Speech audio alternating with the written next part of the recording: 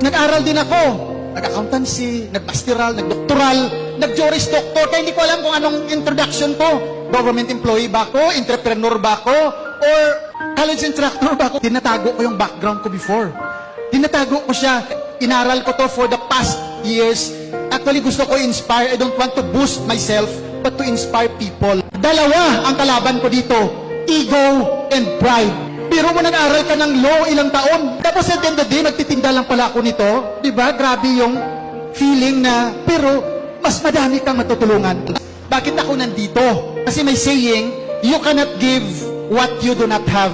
Kasi sa kaklase ko, ako yung pinaka-poor. Kasi mga kaklase ko, judges, fiscal, lawyers. Tapos ako nagtitinda ng juice. Nagturo din ako. Nag-law office din ako. I used to work in Malacanang, salary grade 24. Sa Capitol, I'm also the PIO. That's salary grade 20. Pero kulang pa.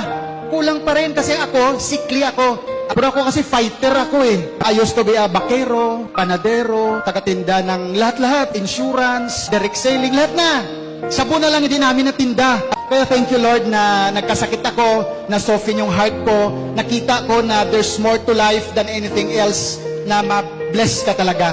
Umattend ako sa Alpha Land, umattend ako dito, umattend ako sa Alpha Land. After 3 days, nag-sign up ako. Kaya thank you Lifestyles for giving this opportunity na nakita kita, napakinggan kita, at naisapuso kita.